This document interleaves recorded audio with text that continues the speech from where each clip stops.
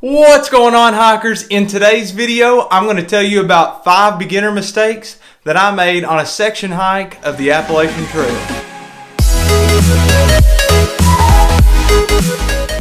If you're new to the channel, my name is Jeremiah Stringer, and here we talk about all things hiking and backpacking. I offer you info, tips, tricks, hacks, and more. We also take you out on the trail and show you some of the adventures that we go on. So if you are new, consider subscribing. First, let me give you some context. In May of 2018, I went on a section hike of the Appalachian Trail through the Smokey Mountains. And my father-in-law actually invited me on this hike, and I had never been hiking before in my life. So what I did was borrow a bunch of gear from a bunch of different friends, and they were gracious enough to loan it to me. And I had a super heavy backpack with all kinds of gear that I didn't even need. And the plan was to do 3 nights and 4 days, hike from Fontana Dam to Klingerman's Dome. And that's where everything changed. So we drove down the day before and got a hotel in Pigeon Forge. And we rolled out the next morning, which brings me to the first mistake that we made. So this one was a little bit out of my control, but we left the hotel probably like 9:30ish, which put us on the trail right around 11 a.m. And the first day of hiking, the shelter that we had scheduled to stay at was actually about 10 miles, and the climb was insane. Now, personally, I think I'm in really good shape, and so I done okay, but we got there really late. So that first mistake that I made was leaving and getting on the trail with a destination in mind, and then getting there way too late as a result of leaving too late. So a little bonus mistake that I made, being completely new to backpacking and traveling long distances on foot, I knew I needed a headlamp, and we only had to use it for about, 30 minutes to an hour maybe. But on the Appalachian Trail through the Smokies, you have to stay in these little 3-sided barn shelter type deals. So if you're a thru hiker, and some of you may already know this, you don't have to schedule those shelters ahead of time. But if you're section hiking, you got to go online and schedule those. So we had one scheduled, and all of the thru hikers, it was already hiker midnight because it was dark out by the time we got there. So we rolled in, we still had to eat.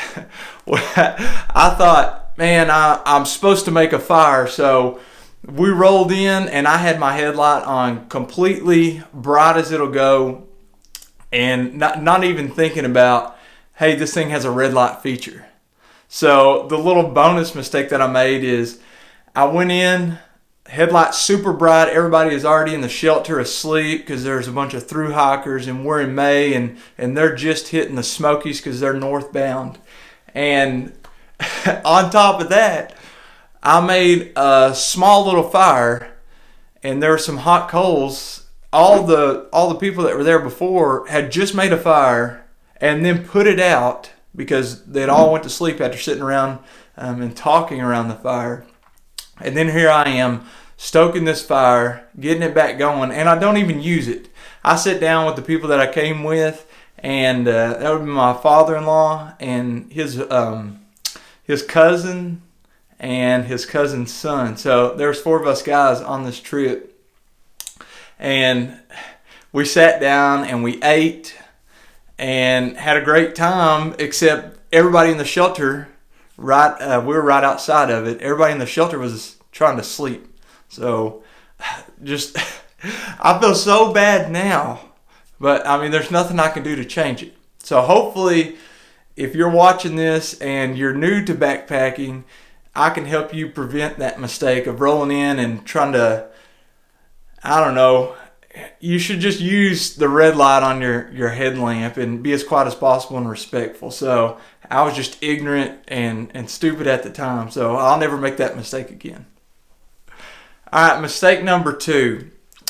So this one, all these mistakes are on the same trip. I completely overestimated the mileage that I could cover. So like I said, I think I'm in pretty good shape, and I done fine that first day, and we rolled in, and I probably got like 3 hours of sleep, and rolled out the next day. The next day, I think the first day was like 10 miles. The next day was 6 miles, so day number 2. And I actually met some new people there and started rolling with them a little bit. And day 3 was supposed to be another 6 miles, but I actually hiked 12 miles and slept with the people that I'd met. And then the last day, the people that I met, they were through hiking, and they were like, well, why don't we all just keep hiking, and then we can hitchhike out past Klingerman's Dome on day 4 and all hang out, hitchhike from Newfound Gap and hang out in Gatlinburg and just go to the strip, all just have a great time pretty much. And what ended up happening is that was, I believe, an 18-mile day.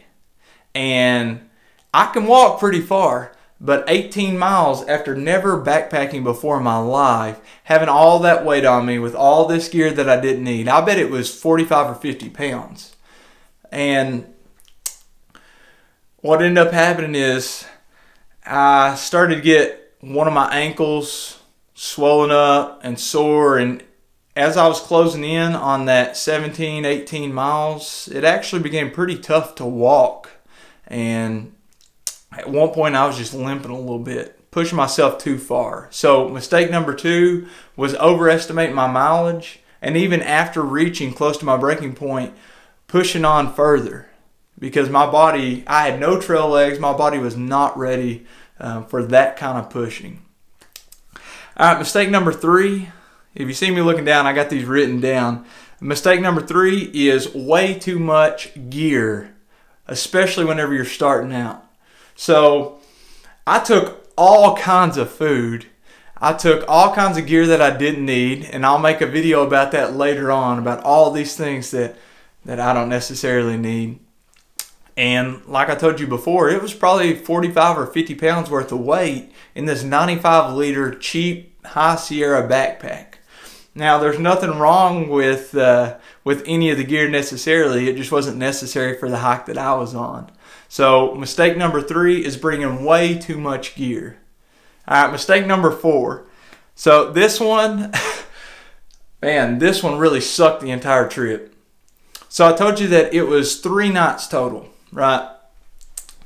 Well, we got to the hotel, and I had with me a hammock and a yoga mat, which was super heavy, and I don't even know why I brought that. And I had an air up pillow, I believe, and that may be all of my sleeping gear. Oh yeah, I forgot a sleeping bag. Just a really cheap sleeping bag that I was going to zip around the hammock. Well, I didn't do my research until it was really close to time, and the research being on if you're allowed to hammock or tent camp through that Smokey section, and the big surprise, you're not, right? So I had to leave the hammock and the yoga mat, which wasn't going to do me any good on padding. I just thought, hey, this will help keep the wind off my back, and it's only like $8, so I'm not investing much money, because what if I hate backpacking? I don't want to invest all this money. So the only sleeping gear that I take with me is that cheap sleeping bag. And this was like a $10 bag. I don't even know what temperature it's rated for. And it was bought at Walmart. And I had borrowed it along with the hammock. And they were like, well, you're not going to need an underquilt, but you need to take this sleeping bag. You can zip that around you to keep you warm enough. So I took this sleeping bag and slept every night, except for one, every night on these wooden slats.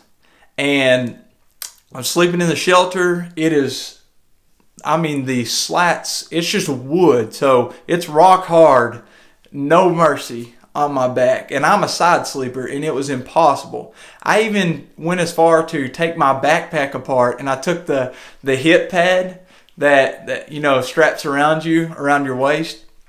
I took that off and put it under my lower back, just so I would have a little bit of padding, while I was laying there on that wood.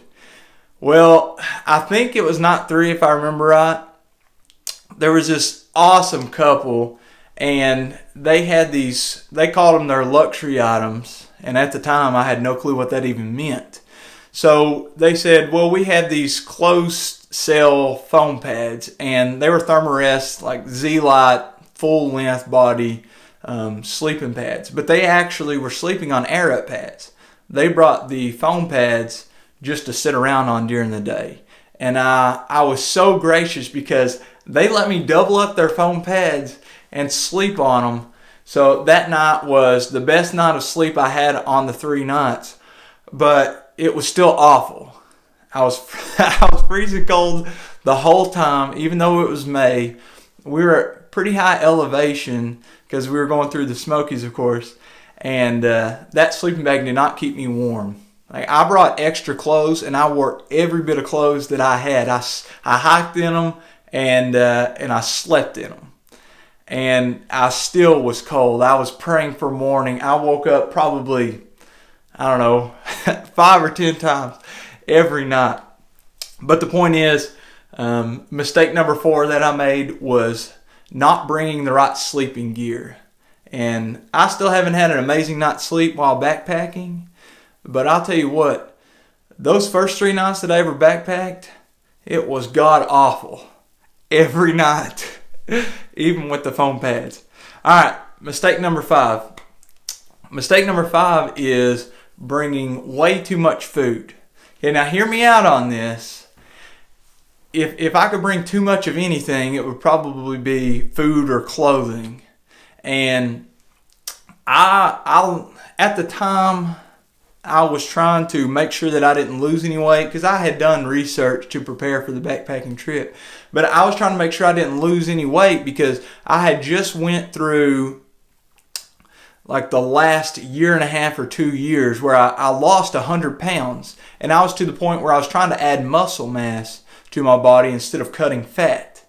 So at the time, I didn't want to lose any weight while backpacking. And little did I know, hiking with 50 pounds on your back, climbing, 1,000 or 2,000 foot, hiking all day, there's just no way that I could take in enough calories to not lose any weight.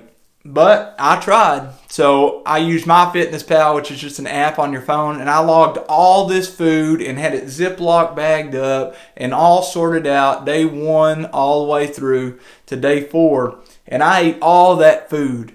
And I'm talking like double portions of everything throughout the entire trip. I don't know how much food I brought or how much it weighed, but I bet the amount of food I bought was close to half the weight of some of the other guys' backpacks that I was with, like completely full.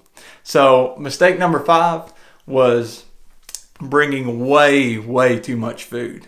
So now whenever I backpack, I bring like 1 day extra, 1 extra breakfast, lunch, dinner, and a little snack. So if I'm really close to hiking out, the next day I'm going to be leaving, then I'll just have a great big dinner and then hike out the next day. And then a little bonus for you, not bringing the proper sleeping bag. So I've now invested in a down sleeping bag. It's super light and super compact and actually keeps me warm. And to go along with that, a sleeping pad. I have yet to, but I'm about to really soon invest in an insulated sleeping pad, one that airs up. So really excited about that. But anyway, guys, that's the video today. I really appreciate you guys watching. Hopefully you can learn from some of my mistakes. If you found any help from this video, please consider subscribing to the channel and smashing that like button, and make sure you kick the bell for the latest notifications on the great adventures. We'll see you guys in the next video. We'll be right back.